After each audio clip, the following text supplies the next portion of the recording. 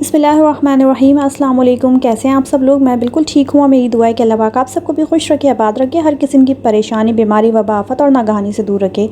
आमीन सुम्मा आमीन। ये मेरा फ़र्स्ट व्लॉग है और मैं जो कुछ भी दिन में करूँगी वो मैं आपके साथ शेयर करूँगी। जो भी मेरी किचन रूटीन होगी, जो भी मेरे हाउस चोर्स होंगे, यानी कि जो भी घर के काम काज होंगे, वो मैं सब आपके साथ इंशाल्लाह शेयर करूँगी। और अगर आपको मेरी वीडियो पसंद आए तो प्लीज़ लाइक, शेयर और सब्सक्राइब ज़रूर कर दीजिएगा। तो ये मेरी मॉर्निंग है। थोड़ी सी लेट होती है हमारी मॉर्निंग, और जो भी सुबह के टाइम जो मैं ब्रेकफास्ट बनाती हूँ, साथ साथ ही मैं खाने की भी तैयारी कर लेती हूँ। और खाने में जो है मैं बना रही थी दाल, जो कि मैंने बॉईल करके पहले से रख ली थी। और साथ में जो है मैं दाल के जो है मैं साथ साथ थोड़ा सा पुलाव जो है वो मैं आपको दिखा रही थी, जो कि रखा हुआ था। अच्छा, दाल बनाने के लिए मैं जो हूँ यहाँ पे प्याज कटिंग कर रही हूँ। बड़ी सिंपल सी जो नॉर्मल तड़के वाली दाल होती है, वो दाल मैं बना रही थी। और प्याज जो है वो बहुत ज़्यादा आजकल जो है ना वो मिर्चों वाली आ रही है। मुझे तो ज़्यादातर प्याज में बड़ी मिर्चें लगती है। मुझे पता नहीं क्या एलर्जी है प्याज से, क्या मसले हैं। तो मेरी कोशिश होती है कि मुझे जब भी अगर दोपहर में खाना बनाना है, मतलब दोपहर का खाना बनाना है, तो मैं नाश्ते के टाइम पर ही, मतलब जब मैं नाश्ता बना रही होती हूँ तो मैं उसी टाइम पर जो है वो प्याज को छील कर और मैं उसको फ्रीज़र में कुछ देर के लिए रख देती हूँ, ताकि उसके जो पानी है ना, जो हमें तड़पाता है बहुत ज़्यादा हमारी आंखों को रोने पर मजबूर कर देता है, ताकि वो पानी फ्रीज़ हो जाए और थोड़ी मिर्चें जो हैं प्याज से कम लगें, तो काफ़ी फ़ायदा हो जाता है इससे। तो मैं प्याज को जो है वो फ्रीज़ कर देती हूँ, और उसके बाद जब इसको मैं काटती हूँ ना, तो फिर ये पानी जो है ना बड़ा, थोड़े से आँखें जो है ना कम रोती हैं, सुकून मिल जाता है थोड़ा सा। वरना मुझे सबसे बुरा काम प्याज काटने में, जो खाना बनाने में सबसे बुरा काम जो है मुझे प्याज काटना लगता है। और जी, मैं बना रही थी चने की दाल। तो बड़ी सिंपल सी दाल होती है ये। बस मसाले वसाले लगा के, आप भी यूजुअली ऐसे ही बनाते होंगे, प्याज को काट के और बाकी तमाम मसाले वगैरह डाल के, और फिर चने की दाल बॉयल डाल देते हैं, आखिर में मक्खन का तड़का लगा देते हैं, मक्खन वाली दाल बन जाती है। जो मैं कोशिश करती हूँ कि दोपहर में ही ऐसा कुछ खाना बना लूँ जो शाम तक का हो जाए, फिर शाम में कुछ अलग से बनाने की ज़रूरत नहीं पड़ेगी, वरना फिर शाम के लिए अलग। असल में खाना बनाना जो है ना, मुझे लगता है वो मुश्किल नहीं है, लेकिन जो सोचना है ना वो बड़ा मुश्किल काम है। और आज जब मैं सुबह उठी तो फिर न्यूज़ जो है वो इंस्टा पर, फेसबुक पर, यूट्यूब पर, हर जगह एक ही न्यूज़ चल रही थी कि इंडिया के जो किंग खान हैं, शाहरुख खान, उनके जो साहबजादे हैं वो ड्रग्स लेते हुए जो हैं वो पकड़े गए हैं। और मैं यही सोच रही थी कि बताओ, इतना पैसा, इस पैसे से औलाद, मतलब आप वो पैसा आपके किस काम का, जब उससे आप अपनी हेल्थ का ही ख्याल नहीं रख सकते।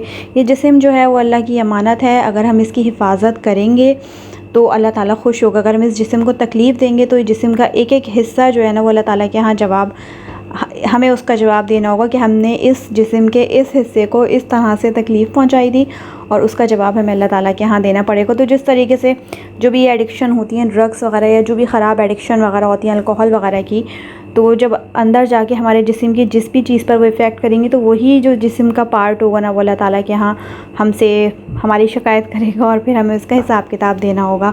तो बड़ा अफसोस हुआ मुझे सुनकर कि जिस बंदे की फ़ोटोग्राफ़र जो है वो हर वक्त पिक्चर्स लेने के लिए तैयार खड़े हुए होते थे, और वो जो है ना स्पीड से जाके अपनी गाड़ी में बैठ जाते थे।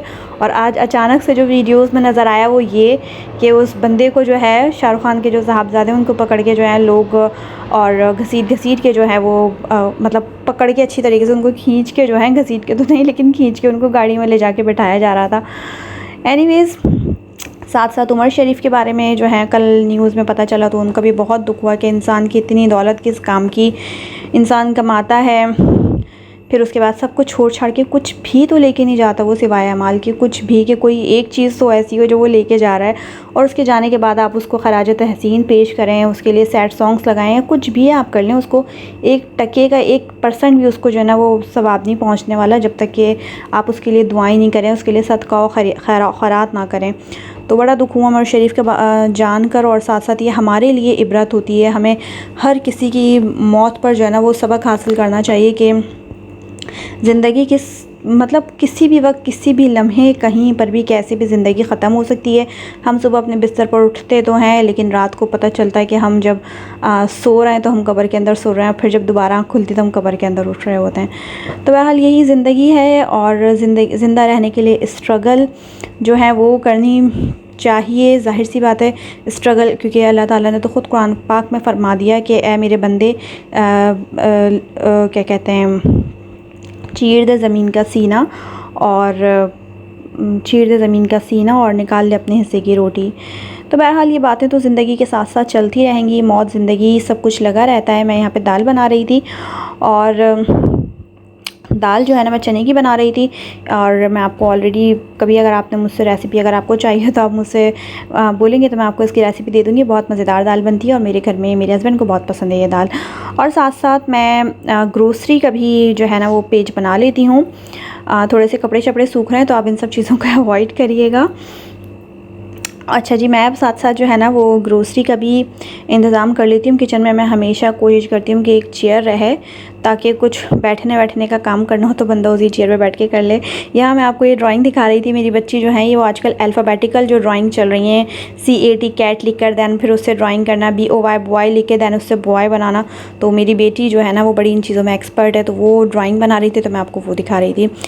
और जी ये है वीकली ग्रोसरी जिसकी मैं लिस्ट बना लेती हूँ। साथ साथ इतनी देर में मेरी प्याज जो है वो फ्राई हो रही है, तो मैंने कहा चलो जी मैं लिस्ट बना लेती हूँ। यहाँ पर मैं रहती हूँ दुबई में, और दुबई में या पूरे UAE में शायद ऐसा होता है, या माइट बी पॉसिबल और भी खलीजी ममालिक में ऐसा होता हो, लेकिन दुबई में जो है वो ये होता है कि जो 3 डेज़ होते हैं, वीकेंड यहाँ पे स्टार्ट हो जाता है थर्सडे से, थर्सडे नाइट से वीकेंड स्टार्ट हो जाता है और फ्राइडे और सैटरडे की ऑफिशियली छुट्टी होती है। तो थर्सडे, फ्राइडे और सैटरडे जो है ना यहाँ पे ग्रोसरी आइटम्स पर जो है ना वो क्या कहते हैं ऑफ़र्स लगती हैं। तो उसमें जो है ना मेरी कोशिश होती है मैं थर्सडे, फ्राइडे और सैटरडे में ही जो मुझे ग्रोसरी कुछ भी लेना होता है मैं कोशिश करती हूँ। कभी कभार ऊपर नीचे भी लाजमी कुछ ना कुछ मंगवाना पड़ता है, लेकिन कोशिश करती हूँ इन दिनों में मुझे पूरे वीक की जो है ना मैं लिस्ट खाने की बना लूँ और फिर मैं पूरे वीक का मंगवा लूँ। तो फिर बस जो मुझे वीक में जो भी मुझे खाना बनाना होता है ना पूरा वीक, मैं एक ही दिन में बैठ कर डिसाइड कर लेती हूँ कि मुझे इस वीक में जो है मैंने कड़ी चावल बनाने हैं, मुझे इतने दिन राइस बनाने हैं, इतने दिन सालन बनाना है, इतने दिन सब्ज़ी बनानी है। और फ्राइडे को जो है ना हम बिरयानी पुलाव इस टाइप का ही कुछ बनाते हैं। बाकी वीक में हम जो भी हमें बनाना होता है वो बनाते रहते हैं। तो मुझे जो भी सब्ज़ी, वेजिटेबल या जो चीज़ भी मुझे चाहिए होती है ना पकाने के हिसाब से, मैं आज के दिन बैठ के थर्सडे को बैठ के मैं डिसाइड कर लेती हूँ। ये सैटरडे था, सॉरी सैटरडे को, थर्सडे, फ्राइडे, सैटरडे इन 3 डेज़ में से मैं किसी भी दिन मंगवा लेती हूँ। तो जनाब सबसे पहले तो मैं मंगवाती हूँ 15 kg, जो मुझे हर वीकली मंगवाती हूँ 15 kg मसूर की दाल। जो मेरे पीजन्स पाले हुए नहीं है, लेकिन हमारे जो घर का बैकयार्ड है इधर बहुत सारे पीजन्स रहते हैं, तो उनको थोड़ा दाना वाना डाल दो तो वो बेचारे आके खा लेते हैं।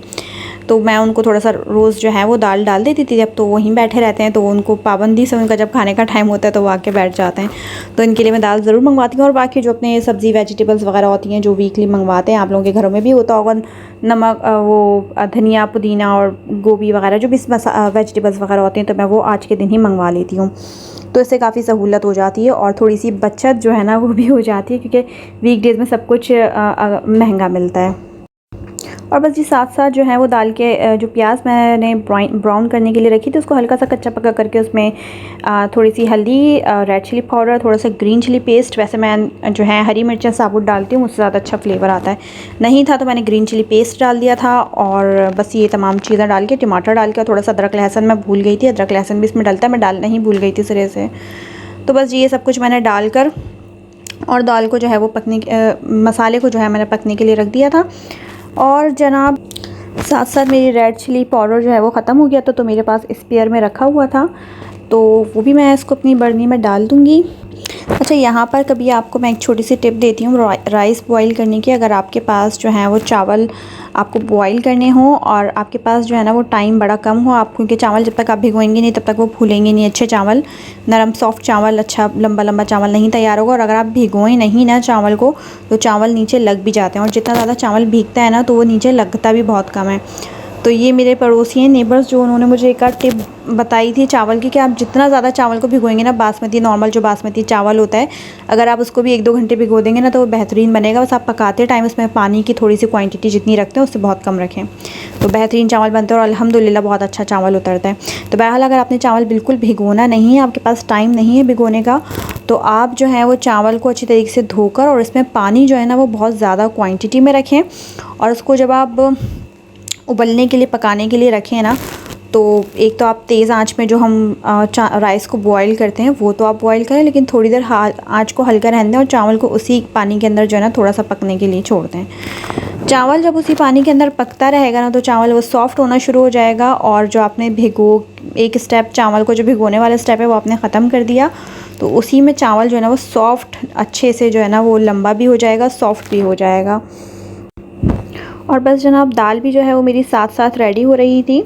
और राइस जो है ना वो आप इसी टिप से बनाइएगा, और उसके बाद जब आप इसका जो सॉल्ट वगैरह आप वो ऐड कर दें, और उसके बाद जब आप राइस को जब पसाने लगें ना, जब उसका पानी फेंकें तो चावलों के अंदर थोड़ा सा पानी आप इसके अंदर छोड़ दें, तो इससे चावल जो है ना वो बहुत अच्छे से दम पर आएंगे, खिले खिले बड़े बड़े बनेंगे, बहुत अच्छे चावल जो है ना पक के तैयार हो जाएंगे।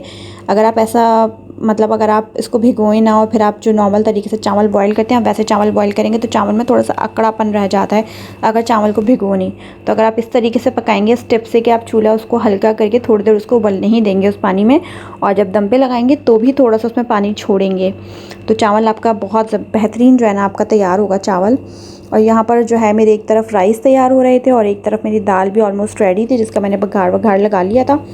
और मेरा अल्हम्दुलिल्लाह चावल जो है वो दम पर आ गया था। और चावल दम पर आने के बाद जो है ना, क्योंकि ये वाला जो राइस होता है मतलब इसमें आप पानी जो है वो निकाल देते हैं, पसे हुए चावल ये हेल्थ के लिए ठीक होते हैं, बाकी वो जो पानी में आप दम पे लगाते हैं ना जो पानी पूरा चावल पी जाते हैं वो फिर हेल्थ के लिए अच्छे नहीं रहते।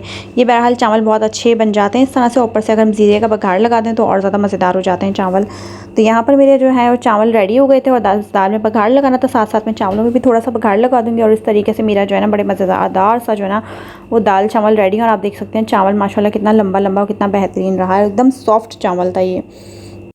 और राइस के साथ साथ मैं थोड़ी सी चिकन फ्राई बनाऊंगी, और ये कल की लेफ़्ट ओवर चिकन है, ये मैंने आज कल बिरयानी के पुलाव बनाया था, तो मेरे हस्बैंड जो है वो हड्डी वाला गोश्त नहीं खाते, मैंने हड्डी वाले, क्योंकि पुलाव हमेशा हड्डी वाले गोश्त का ही अच्छा बनता है, तो उनके लिए मैं थोड़ी सी चिकन फ्राई कर देती हूँ। मैं आपको इसकी भी बहुत जल्दी रेसिपी शेयर करूँगी, ये मैंने अपने इंडियन नेबर से सीखी है, जो कि बहुत मज़ेदार क्रिस्पी चिकन बनती है, बेहतरीन चिकन बनती है। ये chicken fry red chicken fry होती है, इसमें पता नहीं ऑरेंज ऑरेंज सा नज़र आ रहा है, लेकिन ये रेडिश सा कलर है क्योंकि इसमें रेड फूड कलर डाला था, और ये ऑयल भी जो है वो कल का ही बचा हुआ है। अच्छा, मुझे समझ नहीं आता, अगर आपको पता हो तो मुझे बताइएगा, स्टील का जो कढ़ाई होती है ना इसके अंदर मतलब मैंने जो चिकन डाली चिकन नीचे बैठ जाती है, मुझे नहीं समझ आता ऐसा क्यों होता है। और यहाँ पर जो है मेरा खाना रेडी हो गया था, थोड़ी सी मैंने प्याज काट ली थी और चिकन फ्राई हो गई है। और ये चटनी जो है ना मैंने फ्रिज में बना के रखी हुई थी, जिसका एंड चल रहा था, ये लहसुन टमाटर और इमली की चटनी है जो कि बहुत मज़ेदार लगती है।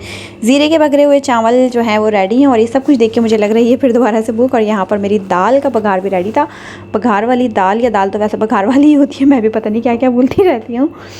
तो ये दाल भी रेडी है। अच्छा, यहाँ पे मैंने आपके साथ थोड़ी सी ग्रोसरी हाउल भी शेयर कर रही हूँ, और ये ग्रोसरी जो है जो वीकली ग्रोसरी है मैं जो लिख रही थी, फिर मैंने कॉल कर दी थी, फिर उसके बाद ये ग्रोसरी आ गई थी। तो इस नॉर्मल सी ग्रोसरी होती है, इसमें मैंने योगर्ट जो है 1 kg योगर्ट मेरा 1 वीक के लिए इनफ रहती है, खानों वानों में थोड़ी सी ज़्यादा यूज़ करती हूँ। साथ में एक जो है बिरयानी मसाला भी मंगवा लेती हूँ, क्योंकि बिरयानी जो है वो आजकल का ट्रेंड है हर घर में हर 2-3 दिन 4 दिन बाद बिरयानी बन रही होती है, कहीं कहीं रोज़ रोज़ डेली बेसिस पे बिरयानी बन रही होती है।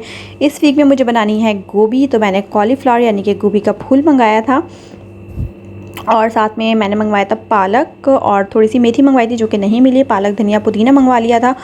और जनाब ये जो है ना वीकेंड पर जो है ना ऑफ़र्स में काफ़ी कम पड़ जाता है। इसके साथ मैंने जो है टमाटर मंगवाए थे, टमाटर भी जो है वो अच्छे खासे एक्सपेंसिव चल रहे हैं, पता नहीं शायद सीज़न नहीं है या क्या है। और ये वाला यहाँ पे 2 तरह के टमाटर मिलते हैं, एक बिल्कुल गोल गोल होते हैं और एक थोड़े से लंबे टाइप के टमाटर होते हैं। जो लंबे टाइप के होते हैं वो बिल्कुल अच्छे नहीं होते हैं। और जी ये है अनियन, जो कि नॉर्मल डेज़ में मुझे पड़ती है 4 दिरहम और 5 दिरहम पर kg, अभी जो है ना वो पड़ी है 8.65 की, और ये 3 kg अनियन है, काफ़ी कम रेट पे पड़ गई है। और अच्छी बड़ी बड़ी प्याज है, साफ़ सुथरी सी, बड़ी अच्छी ज़बरदस्ती दे जाते हैं। टमाटर जो हैं वो ये मैंने आपको बताया, ये जो बड़े बड़े गोल से टमाटर होते हैं ना, ये थोड़े से महंगे ही चल रहे होते हैं। नॉर्मल जब एक्सपेंसिव होते हैं तो 7-8 दिरहम तक पे पहुँचे हुए होते हैं, वरना 1 दिरहम 2 दिरहम 3 दिरहम पे भी मिल जाते हैं। जब बहुत ज़्यादा शायद आए हुए होते होंगे तो सस्ते मिल जाते होंगे। अभी बहरहाल ये थोड़े से महंगे मिले हैं, इतने ज़्यादा भी नहीं लेकिन फिर भी थोड़े से महंगे हैं। 13 दिरहम 13.43 के ये हैं 3 kg टमाटोज़।